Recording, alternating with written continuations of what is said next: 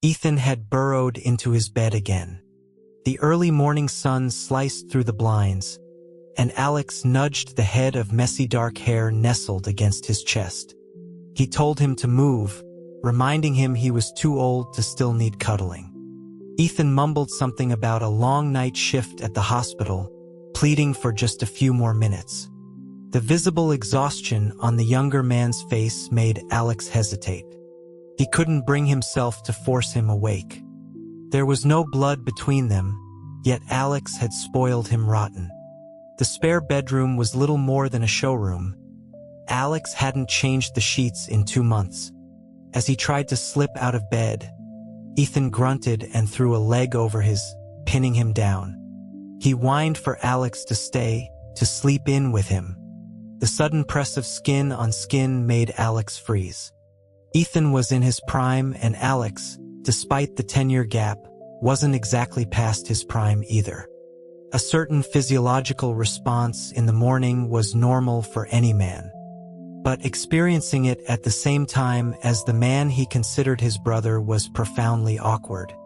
Ethan, oblivious, nuzzled closer, his body unconsciously seeking warmth. That was enough. Alex smacked him awake, demanding to know what he thought he was doing. Ethan blinked, his long lashes fluttering with innocent confusion. He just wanted to be close. He asked what was wrong with that. Alex raised a fist in mock threat, questioning if this was normal behavior for two grown men. Ethan was 25, for God's sake. Had he no shame? Ethan's bravado vanished. He pulled his neck in, his lips thinning into a pout. His gaze turned sorrowful before he looked down, his shoulders slumping as quiet sobs began to shake his frame. He understood now. Alex was disgusted with him. He couldn't even grant this small comfort. He was probably tired of taking care of him. Ethan threw back the covers, his eyes red as he slowly put on his slippers. He would leave then. He insisted he never wanted to be a burden anyway. It was just he lamented that he had nowhere else to go. The performance was so practiced, so guilt-inducing, that Alex almost laughed through his exasperation. Their story was a long and tangled one. When Alex was 15, his drunkard father wrapped his car around a telephone pole. He'd killed a young couple in the process. The old man died on impact, leaving the mess for Alex, who had just been accepted into a magnet high school. They were dirt poor. His mother had run off years ago. With no money for restitution, Alex had gone to the victim's home to beg for forgiveness. He arrived to find a house being picked clean by relatives arguing over the spoils. Furniture, electronics, even the pots and pans and the kitchen trash can were being hauled out. The only thing left was a child. Ethan, just 5 years old, was curled into a tight ball beneath his parents' wedding portrait, trembling but silent. Alex felt a knot tighten in his gut. He apologized, his voice cracking.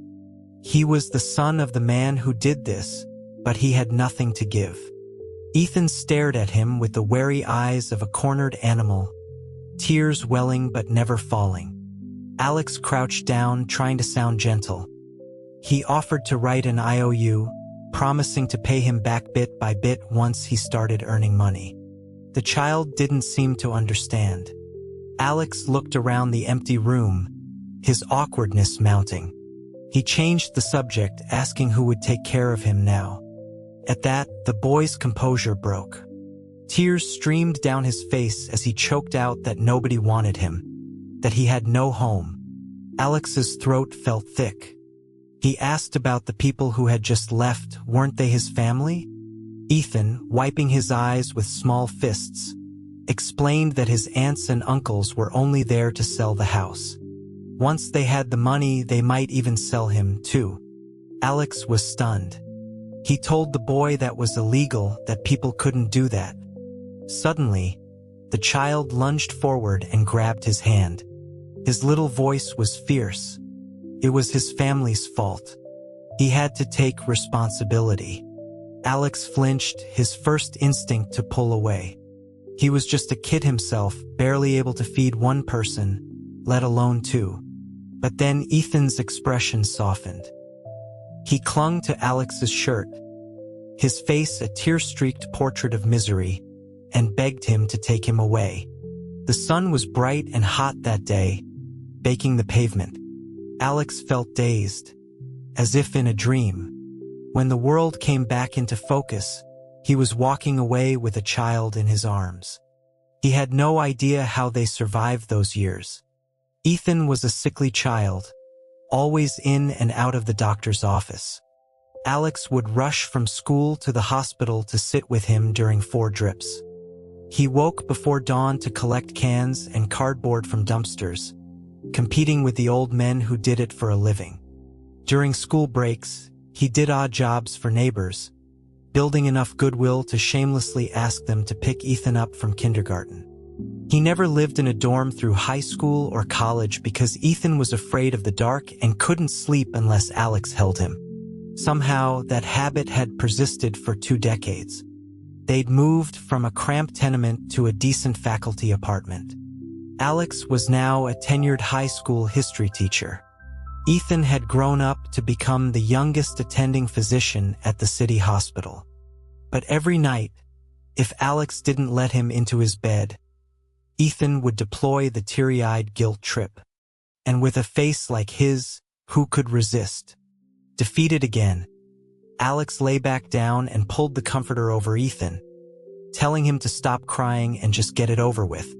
Ethan's tears vanished instantly, replaced by a wide grin. He threw his arms around Alex, holding him tight. After Ethan had settled, Alex took a shower and heated up some leftover pasta. He told Ethan he was going out for lunch and that he could just microwave it when he woke up.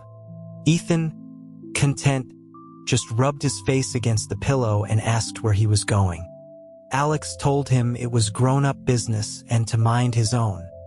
He slipped into the spare room and quietly opened Ethan's closet.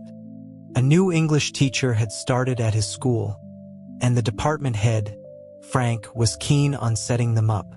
They were meeting for lunch. It was a mandatory social courtesy, and he couldn't show up looking like a slob.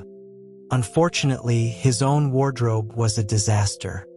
In his first few years of teaching, he'd been confessed to by so many students, boys and girls alike, that he'd sought advice from older colleagues and deliberately started dressing like a tired, disheveled old man. Now, in a pinch, he had to borrow from his brother. Ethan's shirt fit well enough, but the pants were too long. Alex dug out the only pair of dress slacks he owned from his college graduation. Thankfully, they still fit. He left the apartment and met the English teacher, Sarah, at a local Italian restaurant. She was gentle and pretty, with a quiet intelligence. Alex had spent the last 2 decades either studying or raising Ethan. He had 0 experience with dating. He was so nervous his mind went blank. He took a sip of water for courage and opened with a clumsy line, asking if she'd eaten yet. Sarah blinked, gestured to the breadsticks on the table, and pointed out that they were, in fact, eating right now. Alex laughed awkwardly, blaming his poor memory as sweat beaded on his forehead. Desperate for a distraction, he glanced out the window and saw a group of kids shoving each other on the sidewalk. He recognized some of them from his own class. Those little punks. Finally, an excuse to escape. He shot out of his chair, smoke practically coming out of his ears, and grabbed one of the boys by the collar. He demanded to know what they were doing and if they'd finished their homework. The kid, whose hair was dyed an aggressive shade of blue, yelped in pain and spun around. He sneered, asking who the hell Alex was. It wasn't just his students. A few rough-looking older kids were there too. At the sight of him, Alex's students straightened up, suddenly emboldened. "That's our teacher," one of them shouted. They started it. Before Alex could respond, the blue-haired kid scoffed. He looked Alex up and down, then poked him in the cheek. He questioned his age, mocking the idea that glasses made him a teacher. He told Alex he wasn't scaring anyone and then motioned for his friends to jump him. Alex couldn't fight a bunch of teenagers. He dodged a clumsy punch while gesturing for his own students to run and call the police. The lead punk warned them not to. He lunged, and Alex stepped in front of his students, taking the shove. He stumbled backward and fell hard onto the curb. A piece of exposed rebar from the sidewalk caught his pants. There was a loud rip. A searing pain shot through him from a very specific, very undignified location. Luckily, a police precinct was nearby, and officers arrived quickly to haul the troublemakers away. Sarah rushed over, asking with concern if he was all right. With his pants torn wide open, Alex didn't dare stand up. He forced a smile and waved her off, insisting he was fine. He sternly reminded his students about their homework before they could get too emotional, and they scurried off, looking guilty. He sat on the curb for a long moment, then apologized to Sarah for ruining their lunch. He promised to make it up to her and asked if they could reschedule. Sarah looked at him with a mix of pity and something else, then offered a polite smile. She suggested they talk later and asked if he needed a ride to the hospital. He knew then it was a lost cause, and a strange sense of relief washed over him. He told her it wasn't necessary. His brother was a doctor and could handle it. He called Ethan, his voice trembling slightly as he explained that he couldn't stand up. On the other end, there was a clatter of a chair falling over. Ethan's voice was sharp with alarm, demanding to know what happened and where he was. Alex grimaced. He'd had a minor accident involving his rear end. He sheepishly asked if Ethan could bring a pair of pants. Sarah waited with him until Ethan's car screeched to a halt. As soon as she was gone, a foot gently kicked his side. Ethan stood over him, looking down with a scowl. He told him to get up. Alex groaned that if he could get up, he wouldn't have called. He held out a hand for help. Ethan just smirked, then slid one arm under his shoulders and the other under his knees, lifting him effortlessly. Alex yelped, struggling. Sarah was still in sight. It was humiliating enough without her seeing him being carried like a bride. Ethan just pressed Alex's face into his chest, murmuring that she couldn't see him now, Mr. Ripped Pants teacher. They ended up in a cheap motel room nearby. Alex lay face down on the bed while Ethan carefully removed his blood-stained underwear. His brow furrowed. He said it was just a surface wound, but cleaning it would hurt. He told him to bear with it. Alex braced himself, but the moment the antiseptic-soaked cotton touched his skin, he howled like a pig at slaughter. It burned. Ethan chuckled darkly, asking if it hurt now. He hadn't seemed to mind the pain when he was playing the hero. Alex hissed that he hadn't expected the kid to actually attack a teacher. He gestured at his own face, still in disbelief that the kid had poked his cheek and asked how old he was. Kids these days were out of control. Ethan studied him, his eyes lingering on the faded pink t-shirt he'd borrowed. It was one Ethan used to wear in college. His gaze was unreadable. He remarked that Alex's outfit could easily pass for a college student's, so the mistake was understandable. Then, his voice dropped lower, a strange current running through it. He asked if Alex liked wearing his clothes. Alex fell silent, feeling a blush creep up his neck. He mumbled that his own were in the laundry. He promised to return it. Ethan told him not to bother. He sat on the edge of the bed, his hand resting on Alex's back, his fingers tracing the line of his spine down to the tailbone. A shiver ran through Alex. Ethan's voice was a low murmur. He had plenty of other shirts, he said. Did Alex want to try them on? The skin where he touched tingled. Something felt off. but Alex couldn't put his finger on it. He sighed that it wouldn't be necessary. The blind date was a failure. He didn't need to pretend to be young anymore. Ethan seemed disappointed. He squeezed some ointment onto his fingers and gently applied it to the wound. He asked if it was a faculty lunch and if Alex knew Sarah well. She had seemed quite concerned about him. Alex, his face buried in a pillow, told him the truth. It wasn't a lunch, just the two of them. It was a blind date, and it had ended with, Ethan's finger, coated in ointment, suddenly pressed hard into the cut. His gaze was chilling. A blind date? Alex cried out, writhing on the bed. He told him to get his hand out of there. Ethan didn't stop. His finger probed the wound. He wanted to know if Alex was thinking about getting married. Alex's mind was reeling, his face flushed with pain and embarrassment. He begged Ethan to stop. Ethan smeared more ointment around the area, his touch turning into a slow, deliberate circle. He demanded an answer. Alex was on the verge of tears. He finally gasped out that the date had failed, that he wasn't getting married, he wasn't marrying anyone. Only then did Ethan relent. He wiped his hands and gently cleaned up the excess ointment. Alex collapsed onto the mattress, drenched in a cold sweat, feeling like a fish flopping on a deck. He cursed Ethan, asking if he was trying to kill him. Ethan put away the first aid kit, pulled Alex's new pants on for him, and patted his waist. His voice was a low, husky whisper. Wasn't having him around enough? Alex, recovering, shot him a glare. He asked if he was the same as a wife. A wife could sleep with him, build a life with him. What could Ethan do? Ethan lay down on the bed beside him, draping an arm over his waist.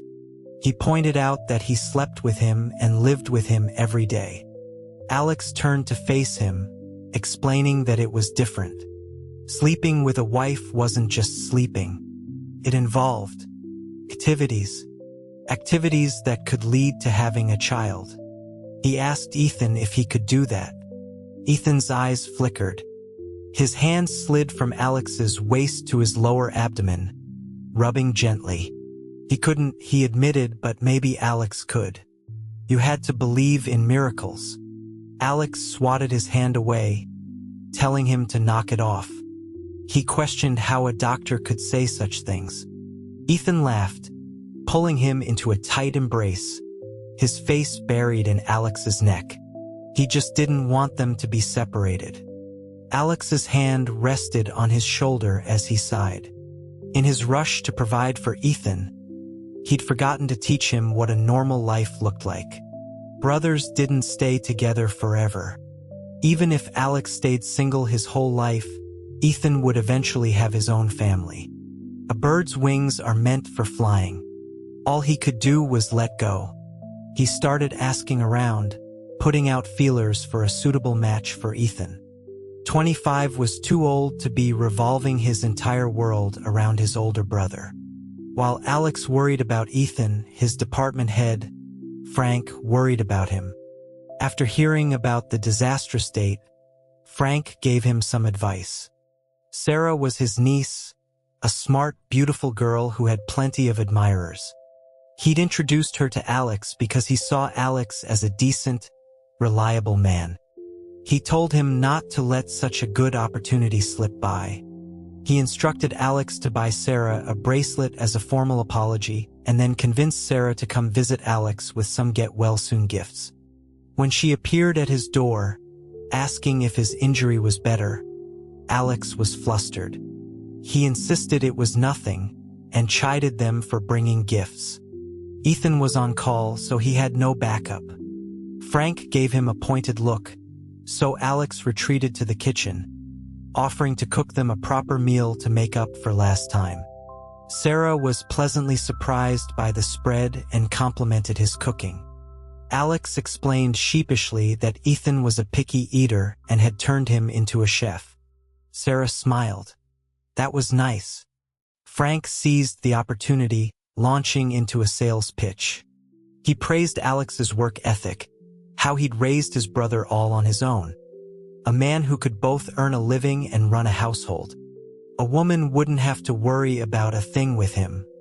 Alex, embarrassed, mumbled that he wasn't that great.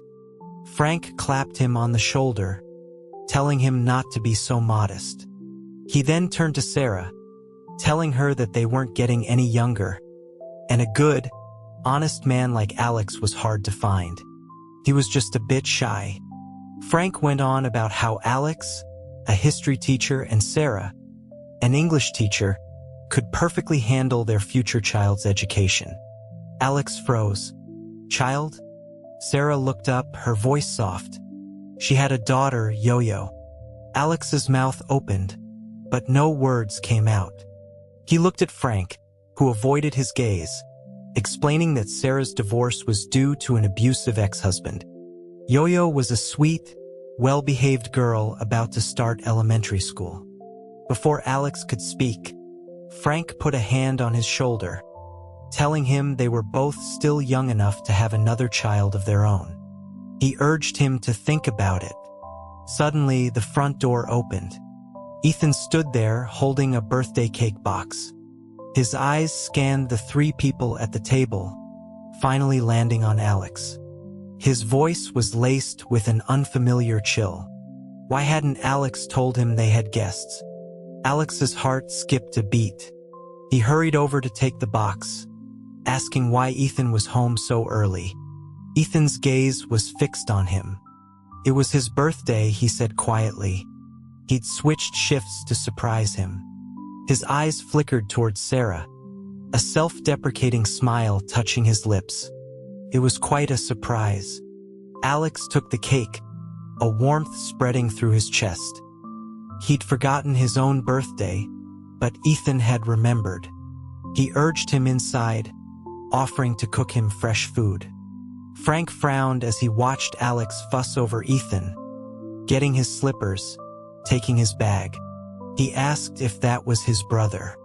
Before Alex could answer, Frank added that he remembered they weren't related by blood. And they were still living together? Ethan, who had been walking into the room, stopped dead. His expression turned to ice. What was that supposed to mean? Frank held up his hands, saying he didn't mean to cause trouble. But Alex was about to start a family, and Ethan would have his own life too. It would be inconvenient for two grown men to be crammed into one house. A surge of anger shot through Alex. The boy he had raised with such care, being treated like an obstacle? He cut Frank off, his voice tight. He found it very convenient. Ethan was his brother in every way that mattered, and even if he got married, that wouldn't change. How they lived was their private business. Frank looked displeased, but Sarah stopped him from saying more. She pointed out it was Alex's birthday and they had come empty-handed. They shouldn't impose any longer. As Frank left, he gave Alex one last piece of advice, telling him marriage was a serious matter and he needed to think about himself for once. Alex managed a strained smile until the door closed. The moment it did, he was slammed against it. Ethan's eyes were red, like a lost puppy about to be abandoned. He asked in a choked voice if Alex was going to kick him out. Alex was stunned. He grabbed Ethan's hand, reassuring him that of course he wouldn't. Then why, Ethan roared, was he going on blind dates? Why had he brought her home behind his back? Was he planning to announce his wedding as the next surprise? Alex rubbed his ears, his head spinning. He told him not to yell, that nothing was settled. But you were thinking about it, weren't you? Ethan's eyes filled with tears that began to fall like broken pearls.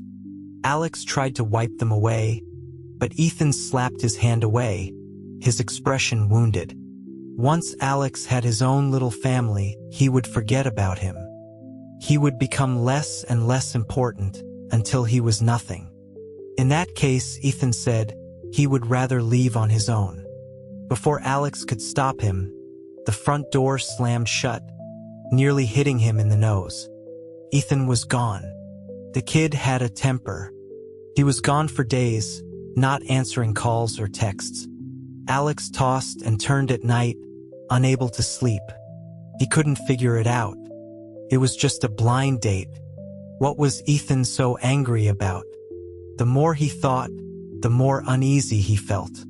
Mostly, he just couldn't sleep well without someone to hold. That weekend, knowing Ethan had clinic hours, Alex booked an appointment and went straight to the hospital. Ethan could be childish with his brother, but Dr. Chun couldn't ignore a patient. He burst into the examination room, but stopped when he saw a group of interns observing. He sat down and leaned close to Ethan, whispering, asking when he was coming home. Alex promised to make his favorite food. Ethan didn't even look at him. He read from the chart, his voice flat. "Alex Johnson, what seems to be the problem?" Alex was taken aback. He retorted that Ethan knew perfectly well what the problem was. Ethan remained impassive, stating that if the patient wouldn't cooperate, he couldn't make a diagnosis. Alex clenched his jaw. Fine. The wound on his backside hadn't fully healed, and it still hurt.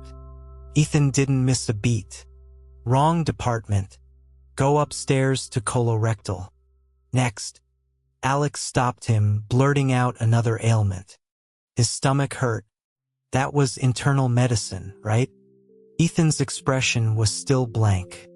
How long has it been hurting? His tone was freezing. Alex decided to try a different tactic. He leaned in again, his voice low. It started hurting the day my brother left home. From missing him. For the first time, Ethan looked up, a humorless smile on his face. He instructed him to lie down on the examination table for a checkup. His hands were cold as he pressed on Alex's abdomen. Here? He asked, pressing one spot, then another. Here? Suddenly, Alex gasped. It actually did hurt. He grabbed Ethan's hand, a wave of panic washing over him. Was he really sick? Ethan's expression turned serious. He stared into Alex's eyes until goosebumps broke out on Alex's skin. Then, his eyes crinkled into a smile. Alex, when was the last time you took a crap? The interns behind them burst out laughing. Alex's face turned from white to red to green. He hissed at Ethan for saying such a thing so loudly. Ethan helped him up, a genuine smile in his eyes now. He said he'd prescribe a mild laxative and told him to stop wasting medical resources. As Alex reached the door, he glanced back hesitantly. Ethan understood.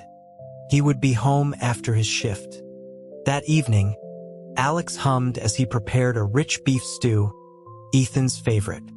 He heard the key in the lock, then footsteps approaching. A pair of strong arms wrapped around his waist from behind, and Ethan's chin rested on his shoulder. Smelled good. Alex fed him a piece of beef from the spoon. See? Home is better, right? He told Ethan not to run off like that again. Ethan ate the meat, his nose nuzzling Alex's neck. The warm breath tickled, and Alex laughed, pushing him away. Go get a bowl, dinner's ready. After they ate, Alex fussed over him, pinching his cheeks, checking him over from head to toe. He murmured that Ethan had lost weight, all because of his stupid temper. Ethan caught his hand. Don't, he said, his voice a little hoarse. Alex pulled back, annoyed. So now he wasn't even allowed to touch him? He reminded Ethan who it was that used to beg to be held every night. Ethan's tone was laced with sarcasm. But you're getting a wife now. You'll find me a nuisance. Why would you touch me then? Want to make me the other man? Alex was speechless. He told him to stop talking nonsense. With a brat like him around, how could he possibly get married? He reassured him that it was over with Sarah. If they couldn't accept Ethan, then he would never accept them. Raising Ethan was a duty at first, an act of penance. But 20 years of shared struggle had forged a bond deeper than blood. Ethan was the most important person in his life. He was his bottom line. No one would ever drive him away. Later, lying in bed, he held open the covers. Time for sleep. Ethan smiled, a tall man folding himself to fit into Alex's arms. "You said it yourself," he whispered. His arms and legs tangled around Alex, his lips brushing against his neck. He made Alex promise not to meet with Sarah again. Alex agreed. "No other women either," Ethan added. Alex, already half asleep, laughed. "Weren't you being a bit possessive? Did he want his brother to be single forever?" Ethan's forehead pressed against his. "Not single. With me." Alex chuckled that it was the same thing. "Fine, fine, whatever you say." Ethan's voice was bright with joy. "You agree?" Alex closed his eyes, smiling. "When have I ever not agreed to what you say?" Ethan hugged him tighter, his lips finding Alex's. It was probably accidental. Alex shifted back, but Ethan's hand found his stomach again, kneading gently. Alex, ticklish, grabbed his hand. He told him to stop, that the medicine had worked wonders. Ethan's voice was low, his throat clicking. "Really? Let me check." Alex laughed, asking if he had X-ray vision. He rolled over, pinning Ethan beneath him. No more fooling around. He had to be up early for school. Having Ethan back home made everything feel right again. At work, colleagues teased him, asking why he was so happy. Was he in love? Alex quickly denied it, but they didn't believe him, pointing out the glow he had. It made him second-guess himself. At the office door, Sarah appeared. She smiled at him, asking if he was free for dinner that evening. She wanted to treat him. The others in the room exchanged knowing glances. Alex remembered his promise to Ethan, but with everyone watching, he couldn't refuse her outright. He agreed. It was better to clear the air face-to-face anyway. He just had to be careful, make it quick, and not let Ethan find out. After the last class, he put on a mask and used his briefcase to shield his face as he scurried to the restaurant Sarah had chosen. She apologized for her uncle's behavior, and Alex assured her it was fine, just a difference in opinion. But, he continued, choosing his words carefully, Ethan was incredibly important to him. What happened had hurt him deeply. If he and Sarah were to continue seeing each other, it would only cause more pain. So, Sarah looked down, a faint smile on her lips. "I understand." Alex felt a wave of relief, followed by a pang of embarrassment. Maybe she was never interested in the first place. He told her she was an exceptional person, and that her past was a part of her story, not a flaw. He sincerely believed she would find someone wonderful, or that she would be perfectly happy on her own. She looked up at him, a genuine smile lighting up her eyes. "You're quite a character, Alex." She paused. "I almost envy your brother." Alex was confused. Envy him? Sarah's eyes glinted with mischief. "If I'm not mistaken, Ethan isn't just your brother, is he? He's the one you—" Before she could finish, Alex saw a figure standing across the street. Ethan. He went rigid, the blood draining from his face. It felt like being caught cheating on a test by the teacher staring through the classroom window. He stammered an apology to Sarah, saying something urgent had come up. Grabbing his bag, he ran out of the restaurant. Ethan's eyes were blazing with fury.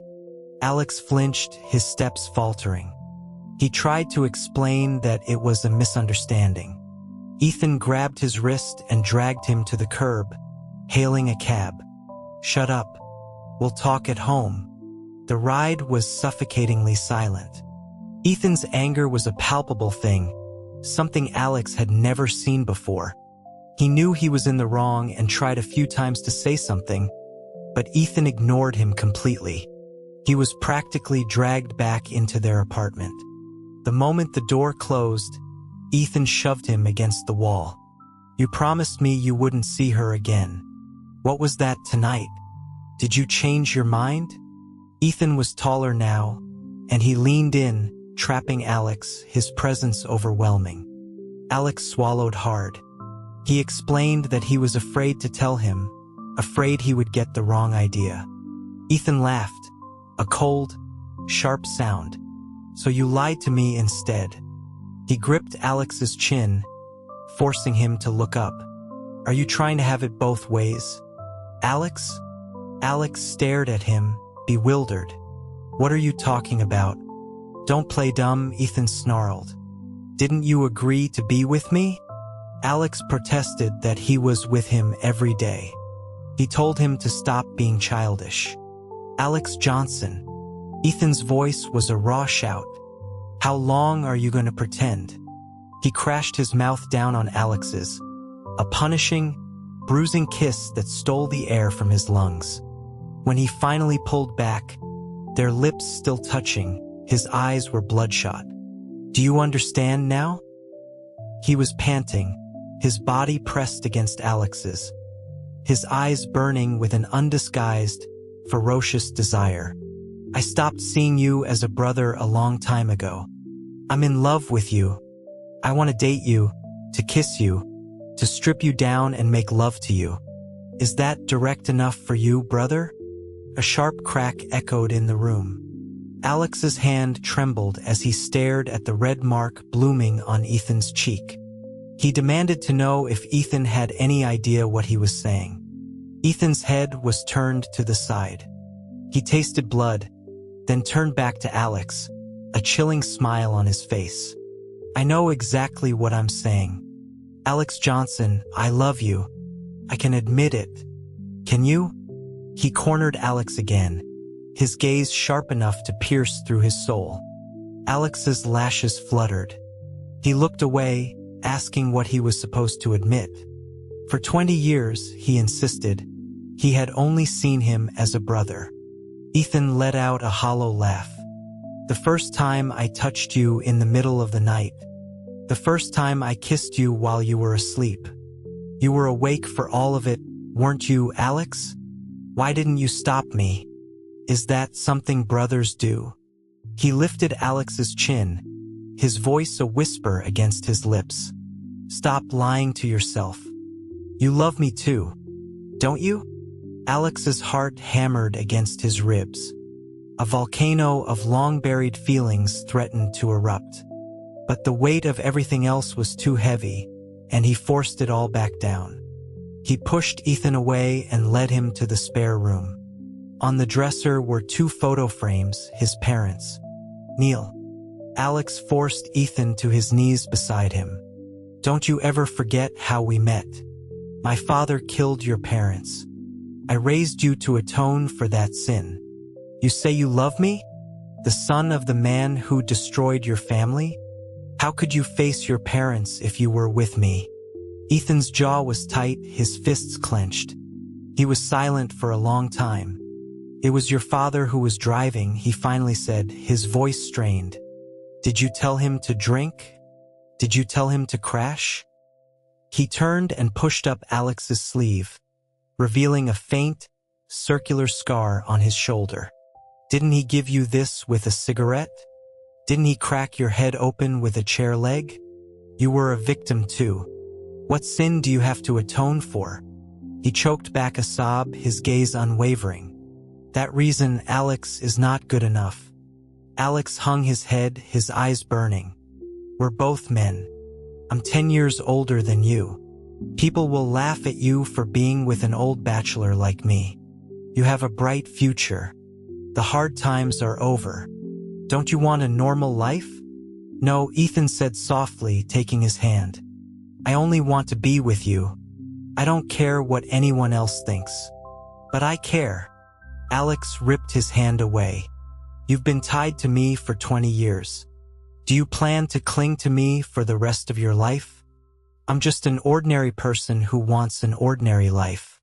I don't want to be judged and whispered about on the street. He didn't have the courage for that kind of fight. Ethan stared, his expression crumbling. Is that what you really think? Alex couldn't meet his eyes. He stood up, his voice flat. I have some savings. We can sell this apartment, get 2 smaller ones. Live separately. Ethan didn't say a word. As he walked to the door, he stopped and turned. Don't sell it. This place. Every inch of it holds a memory of us. He looked around the room one last time, his voice hollow. I'll go. Alex didn't know if he'd done the right thing. Ethan should have had a happy childhood. Friends, a sweet first love. Not years of poverty and grief with him. His father had ruined Ethan's life once. Alex couldn't do it a second time. And Ethan's feelings were likely just a confused mix of dependency and affection. When he was older, he would be grateful Alex had said no. But in the long nights that followed, the empty, cold space beside him in the bed was a physical ache in his chest. He missed his warmth more than he could bear. On a quiet evening in the fall, Ethan came back. Alex stood frozen in the open doorway, staring. He looked tired, thinner. The sight was a knife in his gut. He finally found his voice, asking if he'd eaten. Ethan shook his head. I just came to say goodbye. An aid mission, he explained. There was a dangerous outbreak overseas. The hospital was sending a team.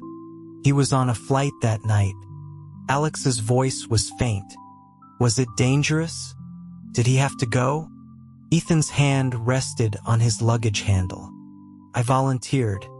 Someone has to do it. I have no ties, so I'm the perfect candidate. He looked at Alex and managed a small smile. Don't worry. I won't bother you anymore. The door clicked shut and he was gone. Alex sank onto the sofa. He had driven Ethan away. Time blurred. New Year's Eve arrived. The apartment was cold and silent. He sat before a table of food he couldn't eat, staring at the empty chair opposite him. He was scrolling aimlessly through his phone, searching for news from the country where Ethan was, when a call came through. His heart stopped. It was a familiar name. His trembling fingers barely managed to answer. He asked if it was Ethan, if he was okay. The voice that replied was not Ethan's. It was a colleague. Ethan couldn't speak right now, but it was New Year's back home, and he wanted someone to wish him well. The colleague asked if he'd gotten the time right. As the clock struck midnight and fireworks exploded on the television, Alex's world did the same. What did he mean he couldn't speak? What was wrong with him? Was he infected? The questions tumbled out, frantic and overlapping. The man on the other end stammered that no, it was just a sore throat, a minor thing. Alex demanded to speak to him. The colleague confessed that Dr. Chun was unconscious, running a high fever. Alex kicked a chair over, a wave of helpless rage washing over him. And that was nothing? Was their plan to tell him after Ethan was dead? He immediately regretted the words. The colleague explained that Ethan had forbidden him from calling, not wanting Alex to worry. He wasn't infected, just suffering from extreme exhaustion. He had been working nonstop, trying to finish early so he could come home. Maybe even make it back for the new year. Alex's clenched fist loosened. He asked for an address, saying he would fly over. The colleague told him it was impossible. The area was under quarantine. Just before they hung up, the man asked a question. If you care about him this much, why did you say those things to drive him away? Alex paused. He knew about them. The colleague admitted that everyone in their department knew. Ethan never hid it. His phone was full of Alex's pictures. Even in his delirium, he was reminding the colleague to call Alex and wish him a happy new year. Anyone could see how much he cared. Couldn't Alex give him a chance? Tears slid silently down Alex's face. He thanked the man for telling him. "Please," he said, his voice thick. "Tell him I'm waiting for him to come home." Pushing him away was supposed to be for his own good. But if being apart only caused them both more pain, then what was the point? When Ethan returned, it was spring. Alex picked him up from the airport. He was shockingly thin, his face pale, his hair long. He looked like he'd been through a war. Back in the apartment, he sat on the sofa, watching Alex with a new, cautious timidity. The sight broke Alex's heart. He turned away to hide his tears, busying himself in the kitchen. He said it was good he was back, that he needed fattening up. Ethan followed him. "Alex," he asked quietly, "have you forgiven me?" Alex pretended to be busy with the pots and pans. There was nothing to forgive. "So," Ethan pressed, "when you told my colleague you were waiting, did you mean it the way I think you did?" The gas stove clicked on. "What do you think you understood? That you'd give me a chance? That you'd try to accept me?" Ethan came up behind him, wrapping his arms around Alex's waist. The familiar warmth sent a jolt through him. The words he had rehearsed for months suddenly felt like fire in his mouth. He reached back to touch Ethan's hand, but Ethan moved his own, reaching past him to turn off the stove. "You haven't even washed the vegetables yet," he murmured, his lips brushing against Alex's earlobe. "Your heart is beating so fast. What are you so nervous about?" The little brat was doing it on purpose. Alex spun around in frustration, only to find himself trapped, Ethan's body flush against his.